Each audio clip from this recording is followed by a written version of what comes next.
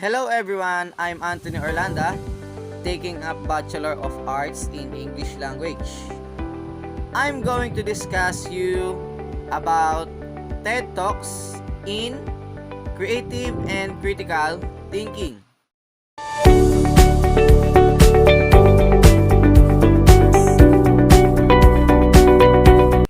Do schools kill creativity? Modern schools educate children out of their creative capabilities. To equip our children to succeed in an unpredictable future, the task of the education should be to educate the whole child, making the best of our children's talent and creativity, and not just creating a child's brain with a singular focus on academic achievement. A few more words. In his popular, funny TED Talk, teacher, writer, and educationalist Sir Ken Robinson highlights our uncertainty in knowing the skills our children will need to face an unknown, unpredictable future. He says, in education, creativity is as important as literacy.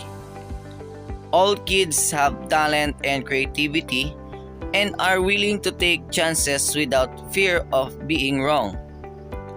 That lack of fear enables the possibility of original thought, which is a key element required to face the future. Many view education as the key to enabling our children's success. However, as children grow up, we start to educate them progressively from the waist up, and then we focus on their heads and slightly to one side, instead of embracing and educating a child's whole being, educated out of creativity. As children get older, our schools educate them out of their creative capacities. Robinson says we don't grow into a creativity, instead we grow out of it via education. There isn't an education system on the planet that teaches dance every day to children the way we teach them mathematics. Why? Rethinking intelligence and creativity. Creativity, which Robinson defines as the process of having original ideas that have value, often results from the interaction of different disciplines. As a result, we need to rethink our reviews about intelligence and creativity. Instead of compartmentalizing the brain into subjects, schools need to focus on the overall richness of human capacity and rethink the fundamental principles on which we educate our children.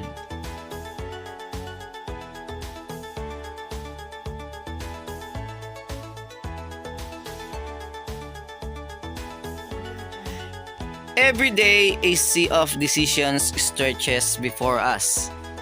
Some are small and unimportant, but others have a larger impact on our lives. For example, which politician should I vote for? Should I try the latest diet craze? Or will email make me millionaire? Below, Samantha Agoos explains 5 tips to improve your critical thinking. We're bombarded with so many decisions that it's impossible to make a perfect choice every time. But there are many ways to improve our chances. And one particularly effective technique is critical thinking. This is a way of approaching a question that allows us to carefully deconstruct a situation, reveal its hidden issues such as bias and manipulation, and make the best decision. If the critical part sounds negative, that's because, in a way, it is. Rather than choosing an answer because it feels right, a person who uses critical thinking subjects all available options to scrutiny and skepticism. Using the tools at their disposal, they'll eliminate everything but most useful and reliable information. There are many different ways of approaching critical thinking, but here's one 5-step process that may help you solve any number of problems. Number 1 is formulate your question. In other words, know what you're looking for. This isn't always as straightforward as it sounds. For example, if you're deciding whether to try out the newest dance craze, your reasons for doing so may be obscured by other factors, like claims that you see results in just 2 weeks. But if you approach the situation with a clear view of what you're actually trying to accomplish by dieting, whether that's weight loss, better nutrition, or having more energy, that will equip you to sift through this information critically. Find what you're looking for and decide whether the new fad really suits your needs. Number 2 is gather your information. There's a lot of it out there, so having a clear idea of your question will help you determine what's relevant.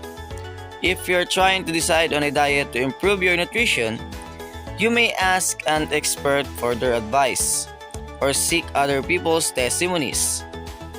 Information gathering helps you weigh different options, moving you closer to decision that meets your goal. Number 3 is apply the information. Something you do by asking critical questions. Facing a decision, ask yourself, what concepts are at work? What assumptions exist? Is its interpretation of the information logically sound?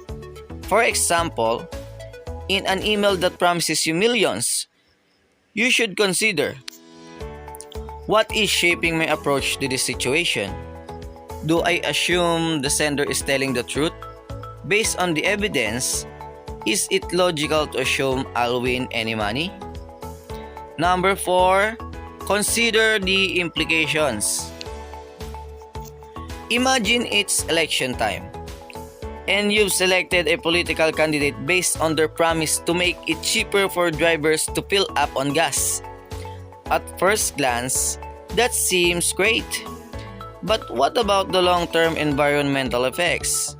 If gasoline is used less restricted by cost, this could also cause a huge surge in air pollution, an unintended consequence that's important to think about.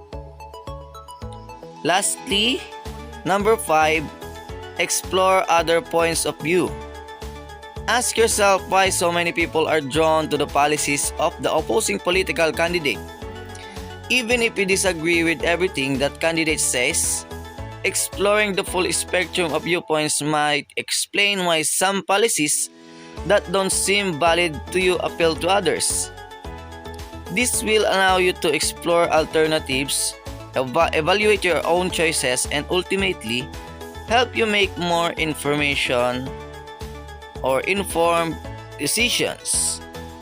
So this 5 steps process is just one tool, and it certainly won't eradicate difficult decisions from our lives. But it can also help us increase the number of positive choices we make. Critical thinking can give us the tools to sift through a sea of information and find out what we're looking for. And if enough of us use it, it has the power to make the world a more reasonable place.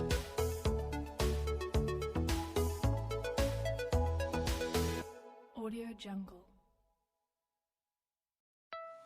So in short, creative thinking is the way we think on how to create creative ideas in such situations, while critical thinking is the way we think on when to believe or not in such situations.